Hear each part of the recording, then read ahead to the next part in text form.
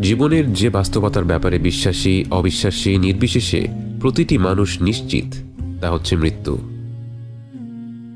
আমরা জীবনযাত্রায় ব্যস্ত হয়ে পড়ি, দায়িত্ব পালনের জন্য ছুটে বেড়াই এখান থেকে ওখানে। দিন শেষে ক্লান্ত শরীর নিয়ে ঘরে ফিরে চোখ দুটো বন্ধ করে চলে যাই ঘুমের জগতে। আমরা কি চোখ দুটো খুলতে পারবো? যেই ভবিষ্যৎ নিয়ে আমাদের সব চিন্তা দুশ্চিন্তা, সেই ভবিষ্যৎ কি আমাদের কাছে ধরা দেবে? একদিন পরিবারের কোনো সদস্য বা কাছের কোনো মানুষ চোখ বন্ধ করে দিল, আর খুলতে পারল না।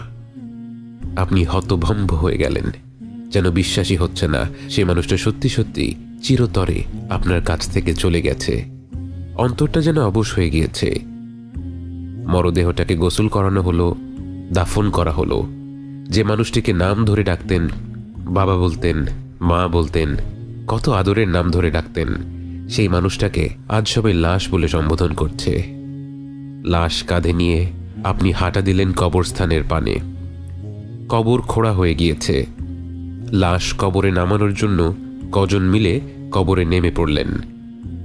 বুকটা ধড়ফড় করে ওঠে, চারিদিকে মাটি যেন চেপে ধরেছে। বাকিদের দেখে কিছুটা সাহস পেলেন, লাশ কবরে নামিয়ে নিলেন। এবার আপন সেই মানুষটিকে সেই অন্ধকার গর্তে রেখে আপনার উঠে আসার পালা। নিজ হাতে মাটি নিয়ে সেই মানুষটির উপর ফেললেন। সাদা কাফনে মাটি পড়তে থাকে পড়তে থাকে।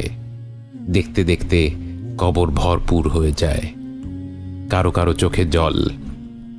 আপনি সেখানে দাঁড়িয়ে আছেন, আপনার মুখ শুকিয়ে গেছে।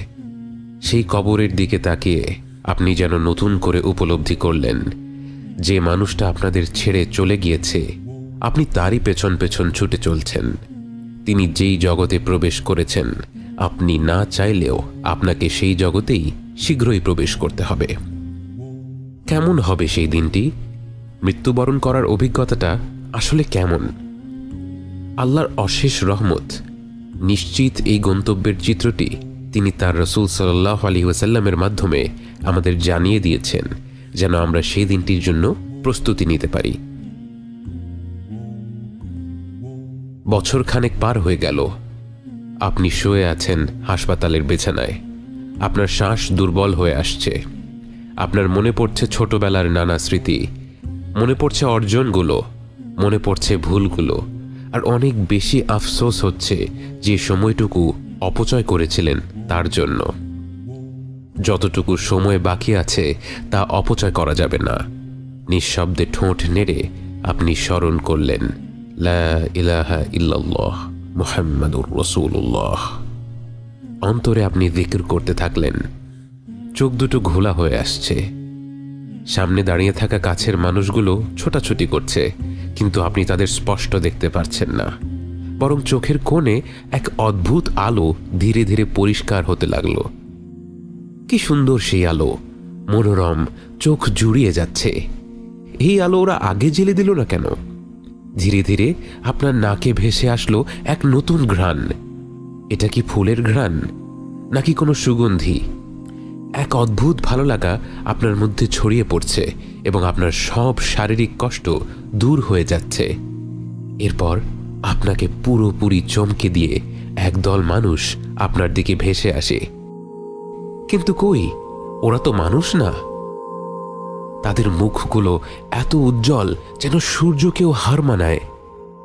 আপনার মনে পড়ে গেল রাসূল সাল্লাল্লাহু আলাইহি ওয়াসাল্লামের সেই হাদিস, এবং আপনি বুঝতে পারলেন এরাই হচ্ছে সেই ফেরেশতাদের দল যারা আপনাকে আপনার নতুন জগতে স্বাগত জানাতে এসেছে। কিছুক্ষণের মধ্যেই যেন পুরো ঘরটা ফেরেশতার নূর দিয়ে ভরে গেল। আপনি যেদিকেই তাকাচ্ছেন শুধু অগণিত ফেরেশতা ছাড়া আর কিছুই দেখতে পাচ্ছেন না। এরপর একজন ফেরেশতা আপনার একদম কাছে এগিয়ে আসে। আপনি বুঝতে পারেন তিনিই হচ্ছেন মালাকুল মউত, মৃত্যুর ফেরেশতা। তিনি আপনার মাথার কাছে এসে অত্যন্ত শ্রদ্ধা ভরা কণ্ঠে বলেন, হে পবিত্র আত্মা, আল্লাহর ক্ষমার জগতে, আল্লাহর সন্তুষ্টির জগতে বেরিয়ে আসো। আপনি যেন এই আহ্বানের অপেক্ষাই করছিলেন জন্ম থেকে। আপনি এত দ্রুত, এত সহজে দেহ থেকে বেরিয়ে এলেন যেন এক পাত্র থেকে আরেকটি পাত্রে পানি ঢালা হলো। এবং ফেরেশতাদের উচ্ছ্বাস দেখে আপনার মনে পড়ে গেল আপনার সন্তান জন্ম হওয়ার সময়টির কথা। যখন শিশুটি জন্ম নিয়েছিল, প্রতিটি মানুষের চোখ মুখ ভরা ছিল উচ্ছ্বাস আর ভালোবাসা। সবাই তাকে কোলে নেওয়ার জন্য ব্যস্ত হয়ে গিয়েছিল। আজ আপনি যখন আপনার দেহ থেকে বেরিয়ে এলেন, সব ফেরেশতারা যেন ঠিক সেরকমই উচ্ছ্বাসিত। আপনাকে কোলে নেওয়ার জন্য তারা প্রতিযোগিতা করতে লাগলো। তারা আপনাকে এক স্বর্গীয় কাপড়ে আবরণ করে অপূর্ব সুন্দর সুগন্ধি লাগিয়ে দিয়ে আপনাকে নিয়ে চলল আসমানের পানে। আপনি যেন আলোর বেগে আকাশ পাড়ি দিতে লাগলেন। আপনাকে ঘিরে রয়েছে অগণিত ফেরেশতা।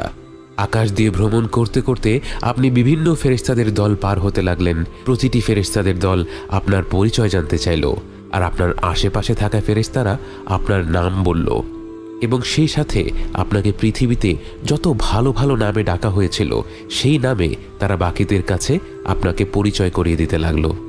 আপনি এমন সব দৃশ্য, এমন সব সৃষ্টি দেখতে লাগলেন যে আল্লাহর প্রশংসা ছাড়া আর কোনো কথাই আপনার মুখে আসছিল না।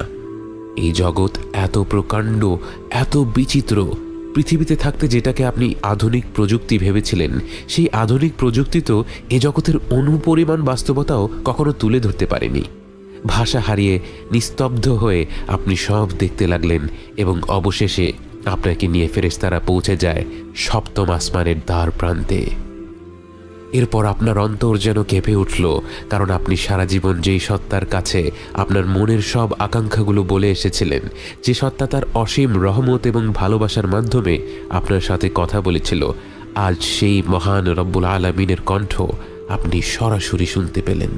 এবং তিনি আপনার প্রশংসা করে অসীম মমতা ভরা কণ্ঠে বললেন, আমার আব্দের বই ইল্লিয়িনে উঠিয়ে রাখো, আর তাকে পৃথিবীতে ফিরিয়ে নাও। আমি তাকে মাটি থেকে সৃষ্টি করেছি এবং তাকে মাটিতেই ফিরিয়ে দিচ্ছি, এবং একদিন তাকে আবারও সেই মাটি থেকেই বের করে আনব। আল্লাহর কণ্ঠ শুনে আপনার মতো পাপী বান্দার প্রতি তার যে দয়া এবং ভালোবাসা সুস্পষ্ট প্রকাশ পেল, তা শুনে আপনার পুরো সত্তা যেন অপার উল্লাসে আলোকিত হয়ে উঠল। ফেরেশতারা আপনাকে আবার পৃথিবীতে ফিরিয়ে নিতে লাগলো, কিন্তু আপনি যেন আপনার রবের সেই মায়া ভরা কণ্ঠ ছাড়া আর কিছু নিয়েই ভাবতে পারছেন না। অবশেষে আপনি ফিরে এলেন দুনিয়াতে এবং দেখলেন আপনার মরদেহ ততক্ষণে কবরে শুইয়ে দেয়া হয়েছে। আপনাকেও সেই কবরেই ফিরিয়ে দেয়া হলো। আনন্দময় যাত্রা শেষে এবার কবরের জীবনের বাস্তবতা নিয়ে ভাবতে লাগলেন আপনি কতটা সৌভাগ্যবান, আপনার রব কতটা দয়াশীল, যার রহমত ছাড়া এমন আনন্দের অভিজ্ঞতা কখনোই সম্ভব হতো না। আপনার মনে পড়ে গেল আপনার হাবিব সাল্লাল্লাহু আলাইহি ওয়াসাল্লামের সেই হাদিসটি, এবং আপনার মনে পড়ে গেল আজ আপনি ঈমান নিয়ে মৃত্যুবরণ না করলে আপনার পরিণতি কেমন হতো। অবিশ্বাসী হয়ে মৃত্যুবরণ করলে আপনার কাছে মালাকুল মাউত এবং তার সাথীরা আসত ভয়ঙ্কর রূপে। তাদের দেখা মাত্র আপনি তাদের থেকে দূরে পালিয়ে যেতে চাইতেন, কিন্তু পালানোর কোনো সুযোগ তখন থাকতো না। মালাকুল মাউত এগিয়ে আসতো আপনার কাছে এবং ঘৃণা ভরা কণ্ঠে বলতো, বের হয়ে আয় হে অশুভ আত্মা, এই অশুভ শরীর থেকে বের হয়ে আয়, তোর জন্য শাস্তি অপেক্ষা করছে। এবং এমন ভয়ানক কণ্ঠ হতো যে সে শাস্তির কথা না বললেও আপনার আত্মা বের হতে চাইতো না। আপনার মৃতপ্রায় শরীরকে আঁকড়ে ধরে রাখত, এবং তখন মালাকুল মাউত এমনভাবে আপনার আত্মাটাকে টেনে হিঁচড়ে শরীর থেকে বের করত, যেমনটা ঘন কাঁটাযুক্ত ডালের ভেতর দিয়ে তুলো বের করে আনা হলে হয়। এবং আপনার আত্মা বের হয়ে আসার সাথে সাথে বাকি ফেরেশতারাও আপনাকে ধিক্কার জানাতে থাকতো। আপনাকে নিয়ে আসমান পাড়ি দেওয়ার সময় যখন প্রথম আসমানের দ্বার প্রান্তে পৌঁছতেন, সেই আসমান আপনার জন্য খুলে দেয়া হতো না, এবং আপনি প্রথমবার আল্লাহর কণ্ঠ শুনতে পেতেন, কিন্তু সেই কণ্ঠ হতো রাগান্বিত এক কণ্ঠ, এবং তিনি বলতেন, ওর বই সিজ্জিনে নামিয়ে রাখো। এবং এরপর আপনাকে সেই প্রথম আসমানের দ্বার প্রান্ত থেকে ছুঁড়ে ফেলা হতো আপনার কবরের দিকে। সেই ভয়ঙ্কর পরিণতি আপনার হয়নি। কৃতজ্ঞতায় আপনার অন্তরটা ভরে যায়।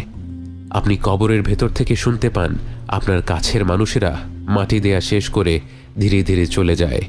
আপনি প্রথমবারের মতো একা হয়ে পড়েন, অন্ধকার কবরে পুরোপুরি নিঃসঙ্গ। এবং তখনই আপনাকে উঠিয়ে বসানো হয় এবং আপনার সাথে সাক্ষাৎ করতে আসে দেখতে ভয়ঙ্কর দুজন ফেরেশতা।